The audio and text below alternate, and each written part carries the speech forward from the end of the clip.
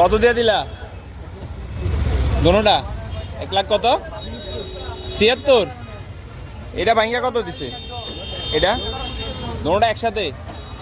দর্শক আজকে চন্ডিমুড়া বাজার থেকে পালন উপযোগী দুইটা ষাঁড় গরু নিল 1,76,000 টাকা দিয়ে।